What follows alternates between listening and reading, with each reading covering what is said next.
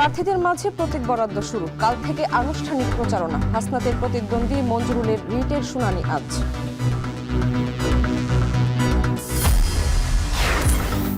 সন্ধ্যায় সিলেট যাচ্ছেন BNP chairman Tarique Rahman. Hazrat Shahjalal ও শাহপরানের মাজার জিয়ারতের পর প্রচারণা শুরু।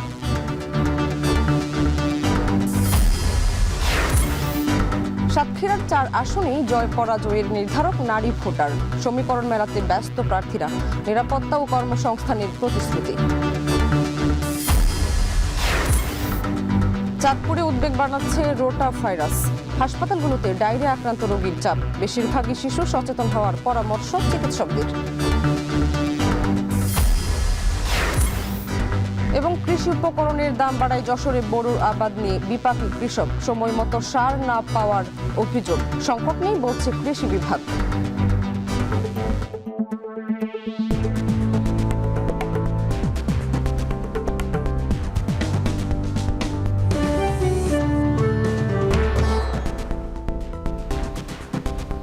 স্বাগত এখন জনপদে। পুরো আয়োজনে আপনাদের সঙ্গে আছি আমি শামিমা শাম্মী। ত্রয়োদশ জাতীয় সংসদ নির্বাচনে চূড়ান্ত প্রার্থীদের মাঝে প্রতীক বরাদ্দ শুরু করেছে নির্বাচন কমিশন। প্রতীক পাওয়ার পর কাল থেকে শুরু আনুষ্ঠানিক প্রচারণা। এদিকে শেষ দিনে দেশব্যাপী 298 আসনে 305 জন প্রার্থিতা প্রত্যাহার করেছেন। তাতে প্রার্থীর সংখ্যা দাঁড়ালো 1967 জনে। আজ প্রার্থীদের চূড়ান্ত তালিকা প্রকাশ এবং একই সঙ্গে প্রতীক বরাদ্দ দেওয়া হবে। বৃহস্পতিবার থেকে ভোটারদের মন জয়ী বাড়ি বাড়ি প্রচারে নামবেন প্রার্থীরা। তুলে ধরবেন নিজেদের প্রতিশ্রুতি ও কর্মপরিকল্পনা। 12 ফেব্রুয়ারি সকাল 7:30 থেকে বিকেল 4:30 পর্যন্ত হবে ভোট গ্রহণ। স্বচ্ছ ব্যালট পেপারের মাধ্যমে অনুষ্ঠিতব্য এই নির্বাচনে দেশের প্রায় 12,77,00,000 ভোটার তাদের ভোটাধিকার প্রয়োগ করবেন।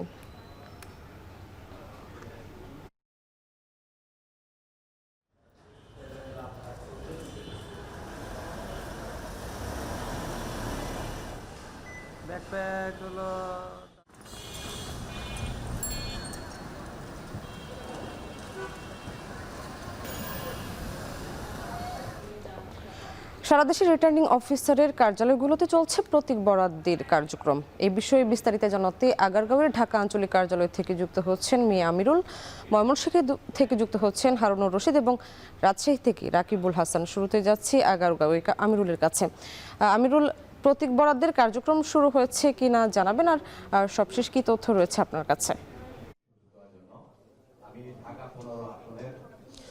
প্রতীক বরাদ্দের কাজ এখন পর্যন্ত শুরু হয়নি, কিছুক্ষণ পরে শুরু হবে। মূলত এখন যেটি চলছে সেটি হচ্ছে, যেহেতু প্রচারণা ঘিরে আচরণবিধি ব্যাপার রয়েছে, মূলত রিটার্নিং কর্মকর্তা এখানে আচরণবিধি নিয়ে বিশেষভাবে তিনি বলছেন। এবং আপনি জেনে থাকবেন যে এবারের আচরণবিধিতে বেশ কিছু পরিবর্তন আনা হয়েছে। যেমনইভাবে সামাজিক যোগাযোগ মাধ্যমে প্রচারণার বিষয়ে ছাড় দেওয়া হয়েছে এবং একই সাথে মূলত প্রচারের ক্ষেত্রে যে পোস্টারের ব্যবহার নিষিদ্ধ সেটি কিন্তু বলা হচ্ছে। মূলত এখানকার আমরা রয়েছি ঢাকা আঞ্চলিক নির্বাচন কর্মকর্তার কার্যালয়, যেখানে তিনি ঢাকা 13 এবং 15 আসনে যে 2টি আসন রয়েছে সেই 2টি আসন নিয়ে মূলত যারা প্রার্থী রয়েছে প্রতিদ্বন্দ্বী তাদের মাঝে বিভিন্ন ধরনের মত বিনিময় করছে, বিভিন্ন অভিযোগগুলো শুনছে এবং প্রার্থীরাও কিংবা প্রার্থীদের প্রতিনিধিরাও তারাও কিন্তু জানতে চাচ্ছে যে তাদের প্রচারণার ক্ষেত্রে কোন কোন বিষয়গুলো ঝামেলা হতে পারে কিংবা আচরণবিধি লঙ্ঘন হতে পারে, সেগুলো মূলত নির্বাচন যে রিটার্নিং কর্মকর্তা রয়েছে তিনি কিন্তু বুঝিয়ে দিচ্ছে। আপনি যেমনটি বলছিলেন, আমরা দেখেছিলাম ঢাকার প্রায় 20টি আসনে 185 জন প্রতিদ্বন্দ্বী প্রার্থী রয়েছে। এর মধ্যে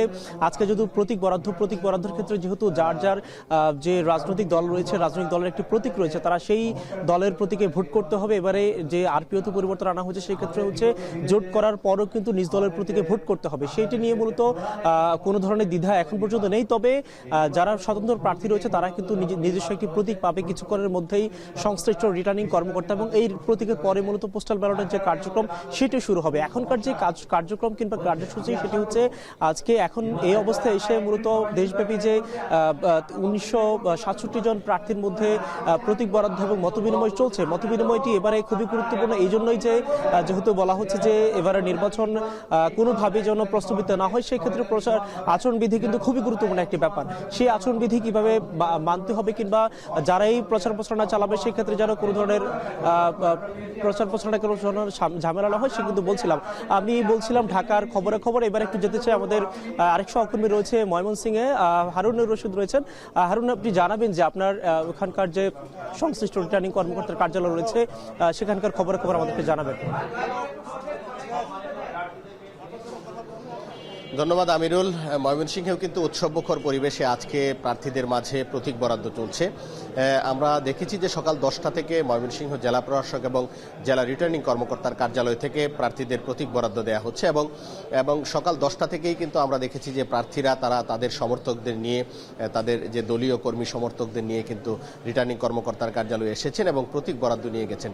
এখন পর্যন্ত ময়মনসিংহ 1 আসন, যেটি হালুয়াঘাট এবং ধোবাউড়া উপজেলা নিয়ে গঠিত, সেই আসনের প্রতীক বরাদ্দ করা হয়েছে। আমরা দেখেছি যে সেই আসনের ধানের শীষের প্রার্থী সৈয়দ ইমরান সালেহ প্রিন্স এখানে এসেছিলেন এবং অন্যান্য যারা প্রার্থী রয়েছেন প্রার্থীরা এসেছেন এবং তাদের কিছু কিছু জায়গায় প্রার্থী ছাড়াও কিন্তু তাদের সমর্থকরা এসেছেন, এসে তাদের যে প্রতীক সেই প্রতীক কিন্তু নিয়ে যাচ্ছেন এবং প্রার্থীরা যেটি বলছেন যে আজকে প্রতীক পাওয়ার মধ্য দিয়ে কিন্তু তাদের মাঝে যে নির্বাচনের যে প্রকৃত আমেজ বা প্রচার প্রচারণার যে কার্যক্রম সেটি কিন্তু শুরু হয়েছে। আমরা দেখেছি যারা প্রতীক পেয়েছেন বের হওয়ার পর কিন্তু তাদের যে যারা কর্মী রয়েছেন, সমর্থক রয়েছেন, তারা প্রতীকের সমর্থনে স্লোগান দিয়েছেন এবং এইখানে স্লোগান দিয়ে কিন্তু তারা রিটার্নিং কর্মকর্তার কার্যালয়ের সামনে থেকে বেরিয়ে গেছেন এবং শুরুতেই সকাল 10টায় ময়মনসিংহ 1 হালুয়াঘাট ধোবাউড়া উপজেলা নিয়ে গঠিত যে আসন, সেই আসনের প্রতীক বরাদ্দ দেওয়া হয় এবং সেখানে 6 জন প্রার্থী প্রতিদ্বন্দ্বিতা করেছিলেন, সেখানে তাদের মাঝে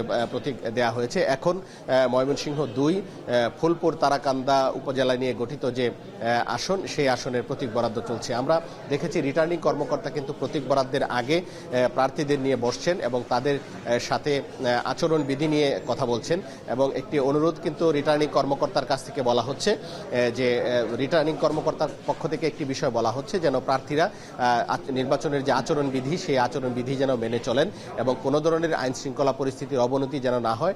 সরকারি যে নির্দেশনা রয়েছে, ইলেকশন কমিশনের যে নির্দেশনা রয়েছে, সেই নির্দেশনা অনুযায়ী যেন তারা প্রচার প্রচারণা চালান, সেই বিষয়গুলো কিন্তু এখানে বুঝিয়ে বলে দেওয়া হচ্ছে। তো এই ছিল আমার কাছে ময়মনসিংহ থেকে সর্বশেষ। এখন আমরা চলে যাচ্ছি রাজশাহীতে, সেখানে রয়েছেন আমাদের সহকর্মী রাকিব, তিনি জানাবেন সেখানকার প্রতীক বরাদ্দের খবর। ধন্যবাদ। আসলে ত্রয়োদশ জাতীয় সংসদ নির্বাচনের যে আজকে প্রার্থীতা চূড়ান্ত এবং তাদের সাথে যে প্রতীক সেটি আসলে বরাদ্দ দেওয়ার কার্যক্রম চলছে। আমরা রাজশাহী নির্বাচনের যে জেলা রিটার্নিং কর্মকর্তা, জেলা প্রশাসকের কার্যালয় আছে এবং এখানে রাজশাহী 6টি আসনে যারা প্রার্থীরা রয়েছেন 29 জন প্রার্থী, তারা কিন্তু এখানে এসেছেন এবং একই সাথে তাদের প্রতিনিধি হয়ে এখানে অবস্থান করছেন এবং কিছুক্ষণ আগে থেকেই আসলে এখানে শুরু হয়েছে তাদের সাথে কথা এবং আলাপ আলোচনা, যার মধ্যে দিয়ে আসলে মূলত আচরণবিধির যে প্রসঙ্গগুলো সেই জিনিসগুলো আসলে বলা হচ্ছে। এবং আপনি জানেন যে রাজশাহীতে যে 29 জন প্রার্থী, তাদের কিন্তু 26 জনই আসলে বিভিন্ন দলের এবং বাকি যে 3 জন রয়েছে তারা স্বতন্ত্রভাবে আসলে নির্বাচন করছে। এই মূলত এই 3 জনের মধ্যেই আসলে প্রতীক বরাদ্দ হবে। বিভিন্ন দলের যে প্রতীক রয়েছে সেই প্রতীকগুলো তো দেয়া হবে, সেগুলো নিশ্চিতভাবেই তাদের কাছে আছে এবং বাকি যেই 3 জন প্রার্থী আছে তাদের যদি কোনো মতবিরোধ না থাকে তাহলে প্রত্যেকে নিজ নিজ যে প্রতীক সেটি আসলে পছন্দ করতে পারবেন। তো সেই কার্যক্রমের আগেই আসলে এখানে জেলা রিটার্নিং কর্মকর্তা এবং সহকারী রিটার্নিং কর্মকর্তা যারা আছেন তারা প্রার্থী এবং প্রার্থীর যে প্রতিনিধি তাদেরকে নিয়ে আসলে যেই কথাগুলো বলছেন যে এখানে আসলে আচরণবিধির ক্ষেত্রে আসলে তারা কি করতে পারবেন, কোন ধরনের আনুষ্ঠানিকতাগুলো করতে পারবেন এবং একই সাথে কি ধরনের লিফলেট বা পোস্টার, বড় ব্যানার, ফেস্টুন বা এই সমস্ত করার ক্ষেত্রে কি নিয়ম বা বিধিনিষেধগুলো আছে সেগুলো প্রত্যেক প্রার্থীকে আসলে বলে দেওয়া হচ্ছে। যদিও তাদেরকে আসলে লিখিতভাবে দেওয়া হচ্ছে, তারপরেও এখানে মৌখিকভাবে বলে দেওয়া হচ্ছে এবং এখানে মনিটরিংয়ের ক্ষেত্রে যদি কোনো ধরনের অভিযোগ আসে তাহলে কি হতে পারে, কি ধরনের জরিমানা বা প্রার্থিতার ক্ষেত্রে কোন ধরনের সমস্যাগুলো হবে সেই বিষয়গুলো পুঙ্খানুপুঙ্খভাবেই কিন্তু এখানে আসলে বর্ণনা করা হচ্ছে। সুতরাং আমরা এখানে লক্ষ্য করছি যে যারা এখানে এসেছেন প্রার্থীরা তারাও সেটির সাথে একমত পোষণ করছেন এবং শান্তিপূর্ণভাবে সুষ্ঠুভাবে অংশগ্রহণমূলক নির্বাচন যেন অনুষ্ঠিত হয় সেক্ষেত্রে প্রত্যেকে আসলে কিভাবে সহযোগিতা করতে পারে সেই বিষয়গুলো নিয়েই আলোচনা চলছে। এরপরেই মূলত আসলে যে প্রার্থীরা আছেন প্রায় 29 জন প্রার্থী, সেই 29 জন প্রার্থী তারা তাদের যে প্রতীক সেটি প্রতীক প্রত্যেকের হাতে তুলে দেওয়া হবে এবং এই প্রার্থীদের কাছে প্রতীক তুলে দেওয়ার পরেই তারা কিন্তু আসলে এখান থেকে তাদের যে প্রতিনিধি আছে সেই প্রতিনিধিদেরকে নিয়ে তারা আসলে বাইরে যাবেন এবং তাদের যে প্রস্তুতি সেটি আসলে নেবেন। তো সেক্ষেত্রে আসলে যেটি আসলে দেখছি আমরা যে এখানে যে প্রতীক বরাদ্দের যেই কাজগুলো চলছে সেই প্রতীক বরাদ্দের পরে আসলে তারপরে আজকে আসলে প্রচার প্রচারণা না করতে পারলেও আগামীকাল থেকে তারা নিয়মিতভাবে প্রচার প্রচারণা করবেন। তবে প্রচারণার ক্ষেত্রে যে বিধিনিষেধগুলো আজকে এখানে দিয়ে দেওয়া হলো সেটি যেন পালন করা হয় সেটি আসলে প্রত্যাশা করছেন এখানকার রিটার্নিং কর্মকর্তারা, এবং প্রার্থীরাও বলছেন যে শান্তিপূর্ণ সুষ্ঠুভাবে নির্বাচন অনুষ্ঠিত করার জন্য তারা সেইগুলো মেনে চলবেন। তো এই ছিল রাজশাহী থেকে আমার কাছে সর্বশেষ খবর। সারা দেশে রিটার্নিং অফিসারের কার্যালয়গুলোতে চলছে প্রতীক বরাদ্দের কার্যক্রম। এ নিয়ে বিস্তারিত জানাচ্ছিলেন সহকর্মীরা।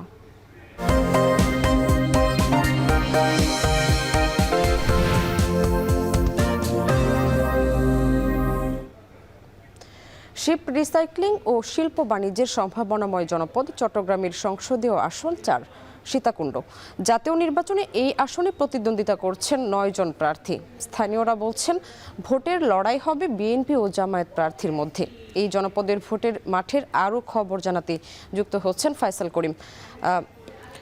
ফাইসাল, জানাবেন জনপ্রতিনিধি নির্বাচনে ভোটারের ভাবনা কি আর কতজন প্রার্থী প্রতিদ্বন্দ্বিতা করছেন? একই সঙ্গে জানাবেন নির্বাচনী মাঠে নারীদের বা অন্যান্যদের ভূমিকা কেমন?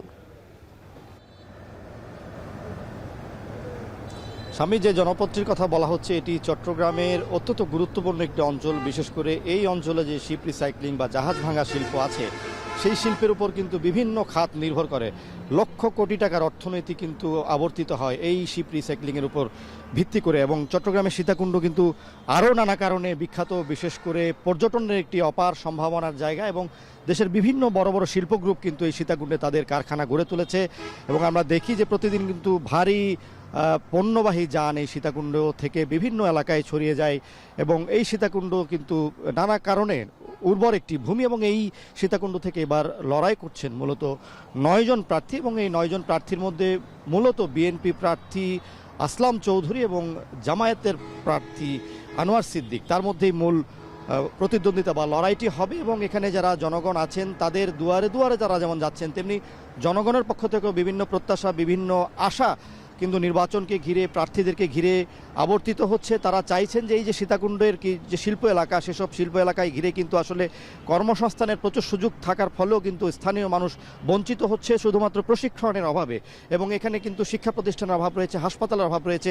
তো প্রশিক্ষিত জনবল তৈরি করার জন্য তারা এখানে যেমন সামাজিক উন্নয়ন চাচ্ছেন, অবকাঠামোর উন্নয়ন চাচ্ছেন। বিশেষ করে জাহাজ ভাঙা শিল্পকে ঘিরে যে সড়ক কিংবা অবকাঠামোগত সুবিধা সেগুলোতে কিন্তু সংকট আছে, সুপেয় পানির সংকট আছে। বিশেষ করে এখানে যে শিল্পাঞ্চলগুলো আছে সেখানে লবণাক্ত পানি কিংবা পানির স্তর নিচে নামার কারণে শিল্পাঞ্চল বা শিল্প এলাকাগুলো, শিল্প কারখানাগুলো ক্ষতিগ্রস্ত হচ্ছে। তো তারা চাইছেন যে এই শিল্প জোন বা শিল্প এলাকাকে ঘিরে সরকার আলাদা পরিকল্পনা গ্রহণ করুক, তাতেই কিন্তু সামাজিক যে উন্নয়ন কিংবা তাদের যে জীবনমানের উন্নয়ন সেটি কিন্তু তৈরি হবে। এবং তারা বলছেন যে এই সীতাকুণ্ডকে ঘিরে একটি অবারিত পাহাড় সারি রয়েছে, প্রচুর ঝর্ণা রয়েছে, প্রাকৃতিক সম্পদ রয়েছে, সেটিকে যাতে সদ্য ব্যবহার করা যায় সেই বিষয়টি তারা চাইছেন। এখানে পর্যটন এবং শিল্পকে ঘিরে কিংবা জাহাজ শিল্পকে ঘিরে যদি আরও পরিকল্পিত উপায়ে যদি এই সীতাকুণ্ডকে সাজানো যায় তাহলে কিন্তু এখানকার যারা স্থানীয় মানুষ আছেন তাদের জীবনমান যেমন উন্নয়ন হবে, তেমনি শিক্ষা, দীক্ষা, স্বাস্থ্যেও এই জনপদ কিন্তু একটি উন্নয়নের যাত্রায় সামিল হতে পারবে। সামনে দীর্ঘ 2 দশক পর সিলেট সফরে যাচ্ছেন বিএনপির চেয়ারম্যান তারেক রহমান। সন্ধ্যায় বিমানে যাত্রা করবেন তিনি। দেশে ফেরা এবং দলীয় চেয়ারম্যান হিসেবে দায়িত্ব নেওয়ার পর ঢাকার বাইরে এটি তার প্রথম সফর। ঐতিহ্য অনুসরণ করে এবারও সিলেট থেকেই আসন্ন ত্রয়োদশ জাতীয় সংসদ নির্বাচনের আনুষ্ঠানিক প্রচারণা শুরু করতে যাচ্ছে বিএনপি। দলীয় সূত্র জানায় সিলেটের উদ্দেশ্যে আজ সন্ধ্যা 7:20 বিমান বাংলাদেশ এয়ারলাইন্সের BG227 ফ্লাইটে ঢাকা ছাড়বেন তারেক রহমান। দলীয় কর্মসূচি অনুযায়ী বৃহস্পতিবার সকাল 11টায় নগরীর ঐতিহাসিক সরকারি আলিয়া মাদ্রাসা মাঠে আয়োজিত নির্বাচনী জনসভায় প্রধান অতিথি হিসেবে বক্তব্য রাখবেন তিনি। জনসভার শুরুতে তিনি সিলেট ও সুনামগঞ্জ জেলার সংসদীয় আসনের প্রার্থীদের জনগণের সামনে আনুষ্ঠানিকভাবে পরিচয় করিয়ে দেবেন। জনসভায় যোগ দেওয়ার আগে তিনি পুণ্যভূমি সিলেটের হজরত শাহজালাল ও হজরত শাহপরানের মাজার জিয়ারত করবেন। এদিকে জনসভাস্থল আলিয়া মাদ্রাসা মাঠে চলছে শেষ মুহূর্তের প্রস্তুতি। বিশাল মঞ্চ নির্মাণ ও সাউন্ড সিস্টেম স্থাপনের কাজ প্রায় শেষ পর্যায়ে। তারেক রহমানের আগমন উপলক্ষে জেলা ও মেট্রোপলিটন পুলিশের পক্ষ থেকে নেওয়া হয়েছে কয়েক স্তরের নিরাপত্তা ব্যবস্থা।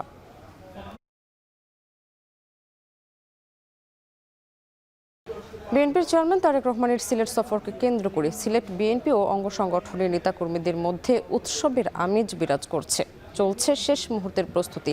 সমাবেশস্থল আলিয়া মাদ্রাসা মাঠে চলছে মঞ্চ তৈরির কাজ।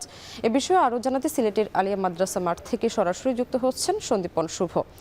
শুভ, জানাবেন তারেক রহমানের আগমন ঘিরে নেতাকর্মীদের ভিতর উচ্ছ্বাস কেমন, আর সবশেষ পরিস্থিতি কি দেখছেন?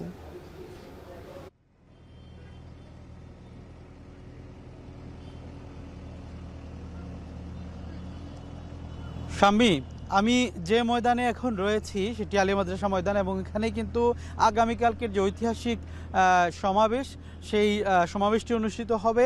এবং আমি যদি বলি যে যখন থেকে তারেক রহমান বলেছেন যে আসলে তিনি হাফ সিলেটি, তখন থেকে কিন্তু এখানকার নেতাকর্মী সহ জনসাধারণ যারা রয়েছেন তাদের মধ্যেও কিন্তু একটা উৎসবময়তা এবং তাকে ঘিরে যে একটা কৌতূহল সেটা কিন্তু আরও বেড়েছে। যেহেতু দীর্ঘ 22 বছর পরে আসেন, সেক্ষেত্রে কিন্তু বিএনপি নেতাকর্মীদের মধ্যে বেশ কয়েকদিন ধরেই তাদের কিন্তু প্রস্তুতি চলছিল। মাইকিং, প্রস্তুতি সভা এবং প্রচারণা সব কিছুই কিন্তু পুরোদমে চলেছে। এবং এই মুহূর্তে আমরা যেটা দেখতে পাচ্ছি যে শেষ মুহূর্তে যে মঞ্চ তৈরির কাজ, সেই মঞ্চ তৈরির কাজ কিন্তু চলছে। এর পাশাপাশি যদি আমি একটু বলি আপনাকে, প্রশাসনও কিন্তু তার তদারকি এবং এই বিশাল একটি সমাবেশকে কেন্দ্র করে তারা কিন্তু তাদের যে কার্যক্রম সেটা কিন্তু তারা রেডি করছেন। বোম ডিসপোজাল ইউনিট কিছুক্ষণ আগেই কিন্তু এখানে এসেছে। কয়েক স্তরের নিরাপত্তা ব্যবস্থা আমরা দেখতে পেয়েছি। এর পাশাপাশি সিটি কর্পোরেশনের পক্ষ থেকে কিন্তু বিভিন্ন ধরনের পানির গাড়ি সহ রোলার সহ নানা ধরনের কর্মসূচি আমরা দেখতে পেয়েছি। আমরা যদি একটু জানিয়ে রাখি, আজ রাত 9টায় কিন্তু তারেক রহমান সিলেট আসার কথা রয়েছে, এবং এর পরবর্তীতে কিন্তু উনি তার যে শ্বশুরবাড়ি সেটিতে যাওয়ার কথা রয়েছে। এবং কালকে সকালবেলায় কিন্তু তিনি হজরত শাহজালাল রহমতুল্লাহি আলাহি এবং হজরত শাহপুরান রহমতুল্লাহি আলাহির মাজার জিয়ারত করবেন। এরপরে এখানে একটি প্রচার অভিযান এবং সমাবেশের মাধ্যমে কিন্তু আনুষ্ঠানিকভাবে তারা কিন্তু তাদের নির্বাচনী প্রচারণা শুরু করবেন। এবং এটি কিন্তু দীর্ঘদিনের একটি রেওয়াজ। আমরা দেখেছি যে বেগম খালেদা জিয়া যখন প্রথম 1991 সালে আসেন, তিনিও কিন্তু এখান থেকে তার প্রচারণা শুরু করেছেন। একই ধারা কিন্তু আমরা দেখেছি তারেক রহমানের ক্ষেত্রেও। তো সব মিলিয়ে বলা যায় বিএনপি নেতাকর্মীদের মধ্যে একটা উৎসবময়তা বিরাজমান রয়েছে। সাম্মী, তারেক রহমানের সিলেট সফরের প্রস্তুতির খবর জানাচ্ছিলেন সন্দীপন শুভ। চট্টগ্রাম বন্দরে চলছে অ্যান্টি টেরোরিজম মহড়া। এই মহড়ায় চট্টগ্রাম বন্দর কর্তৃপক্ষের নিরাপত্তা বিভাগ ও বন্দর ফায়ার সার্ভিসের পাশাপাশি বিভিন্ন বাহিনী অংশ নিচ্ছে। এ বিষয়ে আরও জানাতে যুক্ত হচ্ছেন হাজেরা শিউলি। শিউলি, জানাবেন মহড়ায় কি কি বিষয় আসলে গুরুত্ব পাচ্ছে, আর মহড়া শুরু হয়েছে কিনা জানাবেন। সামনে কিছুক্ষণ আগে মহড়া শুরু হয় এবং এ পর্যন্ত 3টি দৃশ্যপট কিন্তু শেষ হয়েছে। অর্থাৎ মহড়ায় চট্টগ্রাম বন্দরকে যে সুরক্ষার জন্য যে কোনো ধরনের নাশকতা, অগ্নি দুর্ঘটনা, সন্ত্রাসী তৎপরতা বা অনুপ্রবেশকারীদের প্রবেশের চেষ্টা, এসব হুমকি মোকাবেলায় চট্টগ্রাম বন্দর কর্তৃপক্ষ কতটুকু সক্ষম, এক্ষেত্রে বিভিন্ন সংস্থার মধ্যে যে কার্যকর সমন্বয় এবং তাদের তৎপরতা, সার্বিকভাবে কিভাবে বন্দর কর্তৃপক্ষ বন্দরকে সুরক্ষিত এবং নিরাপদ এবং তাদের সার্বিক অপারেশনাল কার্যক্রম স্বাভাবিক বা নির্বিঘ্ন রাখতে পারে, সেটার অংশ হিসাবে প্রতি বছরই international ship and port facility security ISPS code অনুযায়ী এই ধরনের মহড়ার আয়োজন করা হয়ে থাকে এবং তারই অংশ হিসাবে আজকে এই মহড়া চলছে। এবং এখন বর্তমানে যে মহড়াটার দৃশ্যপট উপস্থাপন করা হচ্ছে সেটি হচ্ছে যে কিছুক্ষণ আগে দুজন অনুপ্রবেশকারী বন্দরে প্রবেশের চেষ্টা করে এবং তাদেরকে আটক করা হয়। এর প্রেক্ষিতে বহিরাগতদের একটি দল বন্দরের গেট ভেঙে তারা বন্দরে প্রবেশের চেষ্টা করে, এখানে বিক্ষোভ মিছিল করে। তো এক্ষেত্রে বিজিবি, বন্দরের নিরাপত্তা ফোর্স এবং সেনা নৌ সদস্যরা তাদেরকে নিবৃত্ত করে এবং তাদেরকে বোঝানোর চেষ্টা করে। এই মুহূর্তে আপনারা দেখতে পাচ্ছেন যে তাদেরকে আসলে বন্দরের যে এলাকা নিরাপত্তা সেখান থেকে তাদেরকে তাড়িয়ে দেওয়া হচ্ছে। এর আগে একটি অগ্নি নিরাপত্তা মহড়া অনুষ্ঠিত হয়, সেখানে দেখানো হয় যে বন্দরের ডেপুটি ট্রাফিক অফিসের সামনে কন্টেনার ইয়ার্ডে আগুন লেগে যায় এবং সেটি বেশ দক্ষতার সাথে ফায়ার সার্ভিস এবং বন্দরের মহড়া দ্বারা সেটি সফলভাবে নির্বাপন করতে সক্ষম হয়। আসলে এই মহড়ার মাধ্যমে আন্তর্জাতিক মানদণ্ড অনুযায়ী চট্টগ্রাম বন্দর কর্তৃপক্ষ সন্ত্রাস মোকাবেলা এবং পরবর্তীত পরিস্থিতিতে যেসব হুমকি রয়েছে সেগুলো মোকাবেলায় কতটুকু দক্ষতার সাথে তারা সেটি সম্পন্ন করতে পারে এবং বন্দরকে নিরাপদ রাখতে পারে এবং বৈশ্বিক বাণিজ্যে যে সফলতা এবং আন্তর্জাতিক মানদণ্ড অনুযায়ী যে নিরাপত্তা ব্যবস্থা সেটি যারা নিখুঁত করতে পারে সেই জন্য এই মহড়া হচ্ছে এবং আরও 5টি দৃশ্যপট আছে সেগুলো পর্যায়ক্রমে অনুষ্ঠিত হবে। তো সামনে এই ছিল আমার কাছে এখনকার মতো চট্টগ্রাম বন্দরের অ্যান্টি টেরোরিজম মহড়ার সবশেষ। চট্টগ্রাম বন্দরে চলছে অ্যান্টি টেরোরিজম মহড়া, সে খবর জানাচ্ছিলেন হাজেরা শিউলি।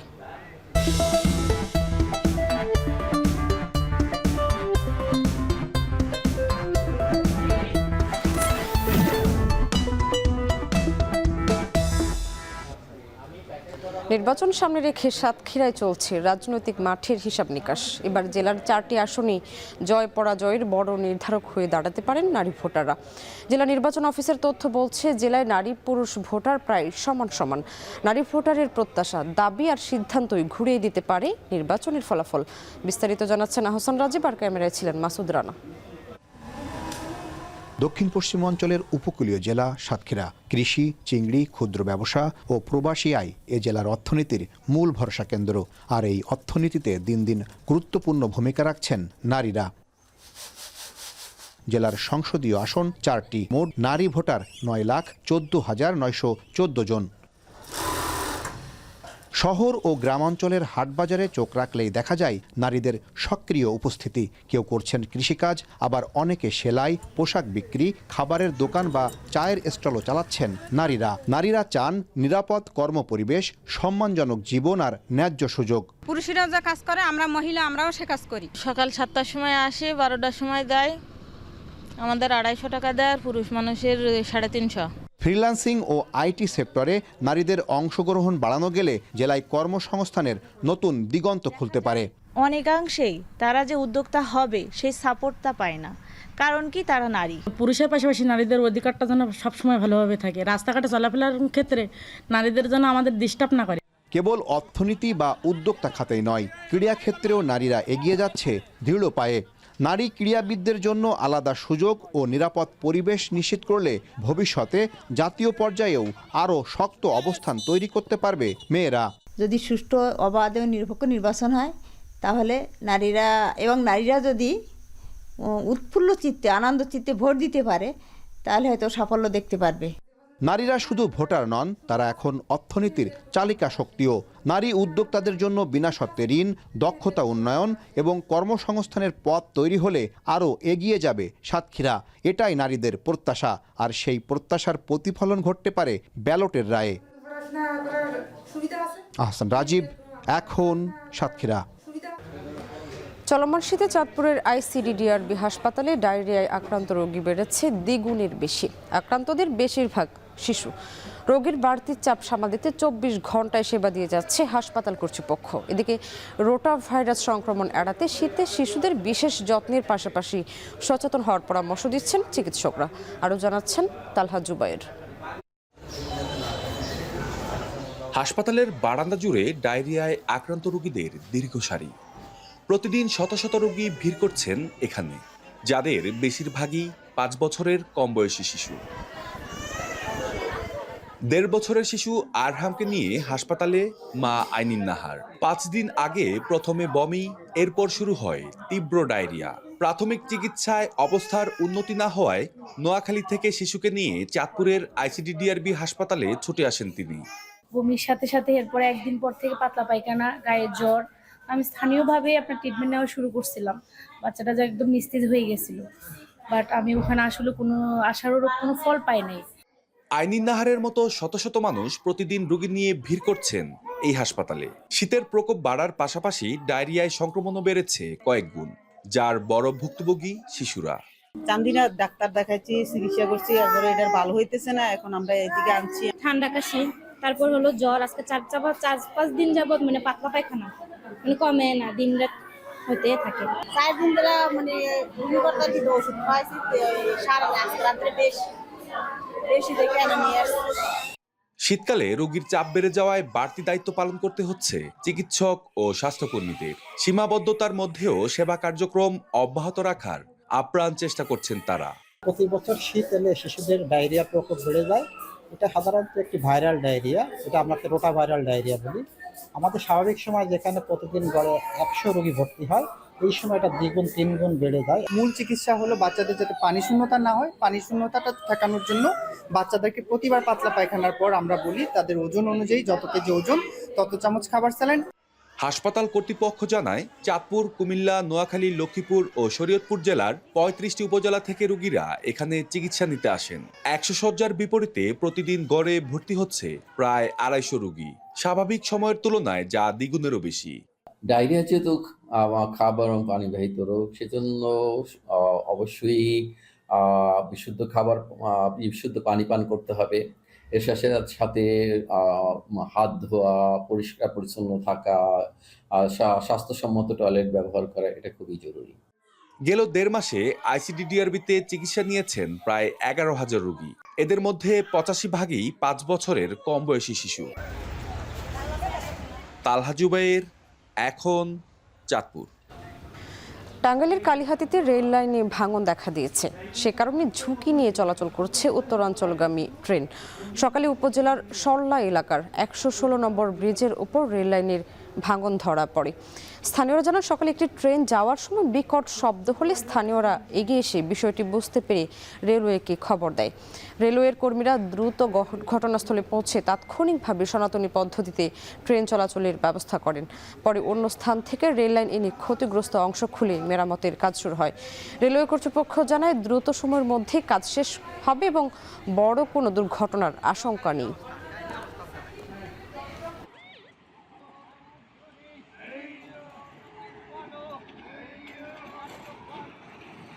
পটুয়াখালীর কলাপাড়ার পায়রা 1320 মেগাওয়াট তাপবিদ্যুৎ কেন্দ্রের 2টি ইউনিটের একটি ইউনিটে রক্ষণাবেক্ষণের জন্য বিদ্যুৎ উৎপাদন বন্ধ রয়েছে। এ বিষয়ে আরও জানাতে পায়রা তাপবিদ্যুৎ কেন্দ্র থেকে যুক্ত হচ্ছেন জসিম পারভেজ। জসিম, জানাবেন বিদ্যুৎ উৎপাদন শুরু হতে কতদিন সময় লাগতে পারে আর কর্তৃপক্ষ কি বলছে? সামনে আপনি জানেন যে আসলে দক্ষিণ উপকূলীয় অঞ্চলে যে বিদ্যুতের চাহিদা, সেটি কিন্তু সিংহভাগ তথা দেশের সিংহভাগই পূরণ করে আসছে এই পটুয়াখালী জেলার কলাপাড়ার যে পায়রা তাপবিদ্যুৎ কেন্দ্র এবং আরএনপিএল তাপবিদ্যুৎ কেন্দ্র। প্রতিটি তাপবিদ্যুৎ কেন্দ্র কিন্তু 1320 মেগাওয়াট করে তারা বিদ্যুৎ উৎপাদন করছে। তো আপনি জানেন যে বিদ্যুৎ সরবরাহ এবং উৎপাদন নিরবিচ্ছিন্ন করার জন্যই কিন্তু বাৎসরিক যে বিদ্যুৎ উৎপাদন হয়, সে কারণেই কিন্তু তারা এখানের যে মেনটেনেন্সের জন্য, রক্ষণাবেক্ষণের জন্য 2টি ইউনিটের একটি ইউনিট তারা রক্ষণাবেক্ষণের জন্য বিশেষজ্ঞ, চায়না থেকে আগত বিশেষজ্ঞ এবং দেশীয় প্রকৌশলী দের মাধ্যমে সেগুলো রক্ষণাবেক্ষণ করে সেটিকে আবার বিদ্যুৎ উৎপাদনের যথাযথ উপযুক্ত করে আবার বিদ্যুৎ উৎপাদন করে। তা যেমন পায়রা তাপবিদ্যুৎ কেন্দ্রের 1320 মেগাওয়াটের যে 660 মেগাওয়াট বিদ্যুৎ এখন যে উৎপাদন বন্ধ রয়েছে, সেই ইউনিট 1 থেকে তারা প্রত্যাশা করছে ফেব্রুয়ারি মাসের প্রথম সপ্তাহে তারা উৎপাদনে যাবে এবং এই পায়রা তাপবিদ্যুৎ কেন্দ্র থেকে 1320 মেগাওয়াট বিদ্যুৎ উৎপাদন করে জাতীয় গ্রিডে সরবরাহ করতে পারবে, এমনটি প্রত্যাশা করেছে এখানকার প্রকৌশলীরা। এছাড়া যে এর পাশেই যে আরএনপিএল যে 1320 মেগাওয়াট বিদ্যুৎ কেন্দ্র, সেখানে কিন্তু একটি ইউনিট থেকে 660 মেগাওয়াট বিদ্যুৎ উৎপাদন করে সেটি কিন্তু জাতীয় গ্রিডে সরবরাহ করছে। তার মানে বোঝা যাচ্ছে যে পটুয়াখালীর এই কলাপাড়া থেকে 2টি তাপবিদ্যুৎ কেন্দ্র থেকে মোট 1320 মেগাওয়াট বিদ্যুৎ জাতীয় গ্রিডে সরবরাহ হচ্ছে। তবে আশা করা হচ্ছে যে ফেব্রুয়ারি মাসের প্রথম সপ্তাহে এই পায়রা তাপবিদ্যুৎ কেন্দ্র থেকে 1320 মেগাওয়াট বিদ্যুৎ উৎপাদন করে জাতীয় গ্রিডে সরবরাহ করতে পারবে এবং বিদ্যুতের চাহিদা ঘাটতি পূরণ করতে পারবে এবং অর্থনৈতিকভাবে যেসব শিল্প কলকারখানা সচল রয়েছে সেখানে বিদ্যুতের চাহিদা মেটাতে পারবে। এই ছিল আমার কাছে সবশেষ। সামনে দর্শক, পটুয়াখালীর কলাপাড়া থেকে যুক্ত হয়েছিলেন জসিম পারভেজ। কৃষি উপকরণের দাম বাড়ায় যশোরে বড় আবাদে বাড়ছে খরচ, সেই সঙ্গে সময় মতো সার না পাওয়ায় বিপাকে কৃষকরা।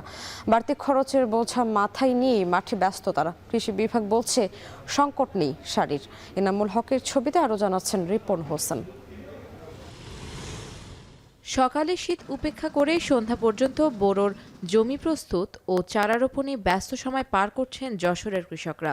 কেউ জমিতে হাল দিচ্ছেন, আবার কেউ তৈরি জমিতে পানি সেচ দিয়ে ভিজিয়ে রাখছেন, কেউ বা আনুষঙ্গিক কাজ শেষ করে বীজতলা থেকে চারা তুলে তা রোপণ করছেন ক্ষেতে। জনের দামটা বাড়ে, সারের দাম কমে, তেলের দাম কমে, তাহলে আমরা চাষবাস করতে আমাদের পক্ষে একটু সুবিধা হবে। প্রথম আছে চাষ, তারপর মই দেওয়া, সার মাটি দেওয়া, রোপণ করা। তবে এবছর ডিজেল, সারের দাম ও শ্রমিকের খরচ বাড়ায় বেড়েছে দুশ্চিন্তা। পাওয়া যাচ্ছে না পর্যাপ্ত সার, তাই কৃষি উপকরণের দাম কমিয়ে ধানের দাম বাড়ানোর দাবি তাদের। কিষানের যে দাম, সারের যে দাম, তাতে করে এমনি চাষবাস করে লস। সার তো এখন পাওয়াই খুব কষ্টকর হয়ে যাচ্ছে বর্তমানে। লাঙলের দামও বাড়ছে, তারপরে সারের দাম বাড়ছে, তা আমরা এখন কি করে কি করব? সরকারের কাছে এইটুকু আবেদন যে সরকার ধানের দাম একটু বাড়ায় দেয়, তাহলে চাষিরা একটু বাঁচবে। কৃষি বিভাগ বলছে চলতি বছরে সারের কোনো সংকট নেই। এই বছরে সারের সংকট হওয়ার কোনো সুযোগ নাই। আমাদের মাঠ পর্যায়ে আমাদের কর্মকর্তারা সবসময় মনিটরিং জোরদার করা হয়েছে, তারা মনিটরিং করতেছে, মোবাইল কোর্ট চলমান রয়েছে। এই ধরনের দাম বেশি নেওয়া বা কোনো ধরনের সার নিয়ে কোনো ধরনের কালচার করার কোনো সুযোগ নেই। আমরা এই ব্যাপারে 100% তৎপর রয়েছি। চলতি মৌসুমে যশোরে 1,57,100 হেক্টর জমিতে বোরো ধানের আবাদের লক্ষ্যমাত্রা ধরা হয়েছে। প্রায় 4,500 কোটি টাকার বাণিজ্যের আশা করছেন সংশ্লিষ্টরা। এখন যশোর। এর মাধ্যমে শেষ করছে এখন জনপদে, তবে তার আগে শিরোনামগুলো আরও একবার। প্রার্থীদের মাঝে প্রতীক বরাদ্দ শুরু, কাল থেকে আনুষ্ঠানিক প্রচারণা।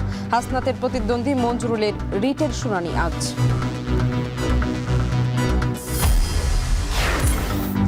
সন্ধ্যায় সিলেট যাচ্ছেন বিএনপি চেয়ারম্যান তারেক রহমান। হযরত শাহজালাল ও শাহ পরাণীর মাজার জিয়ারতের পর প্রচারণা শুরু।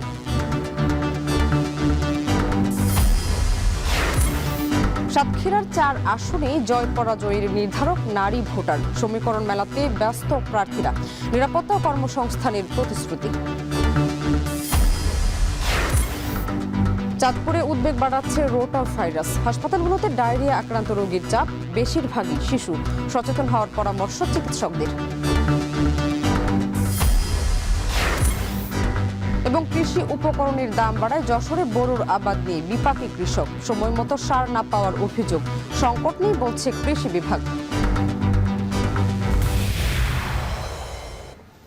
এই ছিল এখন জনপদে। এখন টেলিভিশন ওয়েবসাইটে দেখতে ভিজিট করুন এখন.tv। এছাড়া ফেসবুকে দেখুন facebook.com/tv.এখন এবং ইউটিউবে এখন টেলিভিশন দেখতে ভিজিট করুন youtube.com/c/echontv।